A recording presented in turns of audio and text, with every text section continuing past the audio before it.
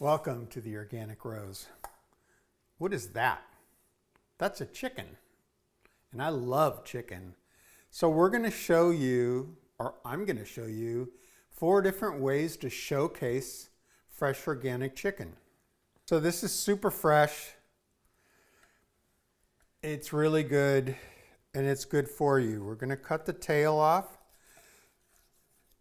That's the part that went over the fence last. That goes in the compost bucket. And I'll trim it a little bit and cut some of the additional excess fat off of it. And the chicken, here's kind of a thing that I like to do. I'll take a small boning knife, not a boning knife, but a paring knife, and I'll cut a little bit of that sinew away. And what I'm doing is I'm creating a pocket. You need to get your fingers in there. Don't worry, the chicken's dead already, so it's not going to hurt you. And I open that up, open that up, open that up. Now we've created that pocket. Now I'm going to take some sliced garlic that I pulled out of the garden. You probably haven't seen garlic like this before. You probably only see this part that you see in the store. But this is the actual entire garlic plant. So I've gone ahead and peeled it and sliced it, and I'm going to stuff it in underneath this skin. And we'll push it all the way down into the thigh and to the drumstick. And as you can tell, I love garlic. Now I'll go ahead and take a lemon. And this is a lemon that I just picked out of our garden, off one of our lemon trees. I'm going to split it in half, and then I'm going to go ahead and quarter it. Oh, it smells so delicious. And you may want to sometime when you cut a lemon, you may want to offer a little piece of it to your dog. Our dog loves eating lemons. But I'm going to take these lemon wedges and stuff them in the cavity of the chicken. Not the cavity or the pocket that I created, but the actual cavity of the chicken. And we'll put those in there.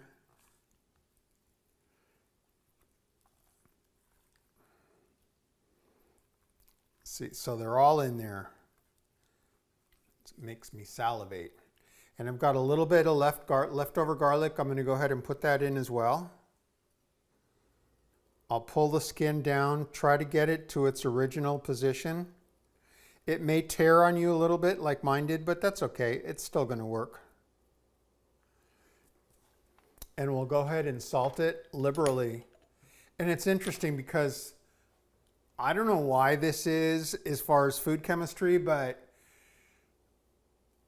you need to salt chicken quite a bit to render its flavors out. So that's what we're going to do.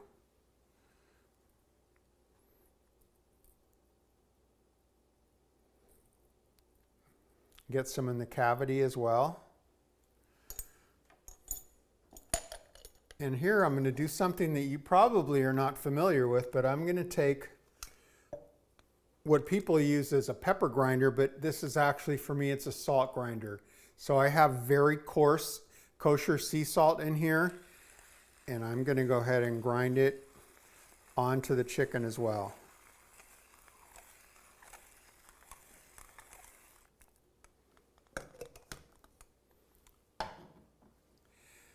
And let's go ahead and flip this over. This is called flipping the bird over. And I'm going to put some more salt on it.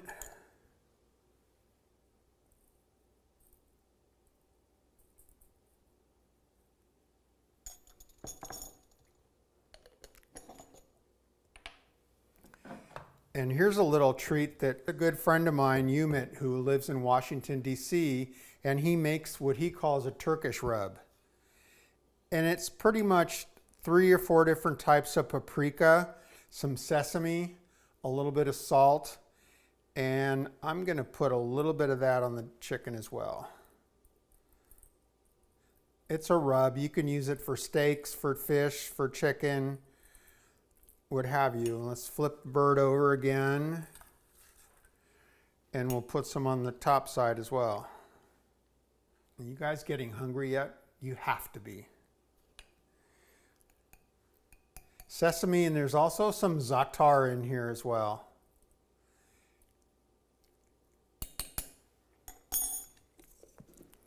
Okay, we'll close this up. The secret Turkish rub. And that bad boy is ready to go into the oven now. I'm gonna go over and get a piece of cast iron, which is one of my go-to cookware products. I'm gonna set it right on here. We're gonna put some heat on it. I'm gonna go ahead and add a little bit of olive oil. And this is olive oil that I make myself from our own olives, and it's so good. And we're gonna let that get hot. I can feel the heat coming up. So I'm gonna go ahead and put the chicken in there and just start to brown it off. You can hear that sizzle of goodness. As you can see, the chicken's doing its thing. It's starting to brown off nicely. I think I might go ahead and just flip it over a little bit. There we go. So it's starting to get some nice kind of caramely color to it. And we just want to get it browned off nicely. And the browning, what you're creating is it's searing.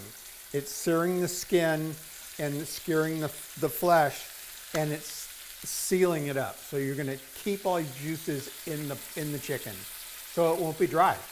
After we sear it, and it's nicely seared on all top, the bottom, and the sides, then we're going to go ahead and put it into the oven.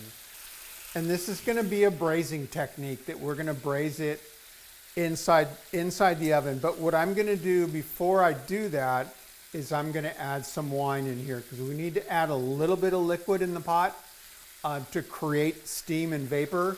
And then we're going to go ahead and put the lid on it.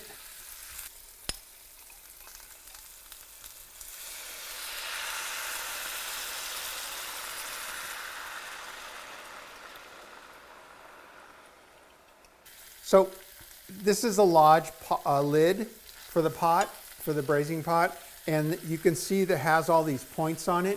Well, they collect all the moisture from the chicken or whatever protein you're cooking. And all the moisture, instead of going away, stays in the pot and eventually drips down back onto the product. It's a pretty ingenious invention. I don't know who thought about that, but it works very well. So we're gonna go ahead and put the lid on it. I'm gonna go ahead and put this chicken now into the oven to let it finish braising. And I'm gonna set it at about 325, 330, something like that. And I'm gonna turn on both fans, and those fans are gonna circulate all the heat, and it's gonna braise nice and slow. So I'm gonna just go ahead and open the oven up. And we're gonna set this chicken in the oven. Close the door up.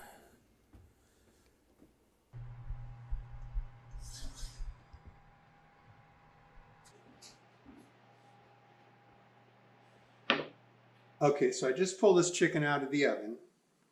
You can see how nicely roasted it is. A way to tell if the chicken's done also is you just go like this and lift the leg a little bit. You see how easily that moves? Any of the joints, the legs or the wings, they move easily like that. You can tell that the chicken is done and it's ready to cool off for a bit, let it rest.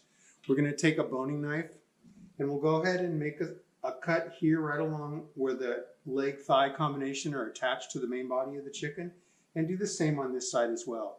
Kind of separate those a little bit, and also what that's going to do for you is it's going to create an opening to allow the steam that's built up within that chicken, it's going to allow it to escape.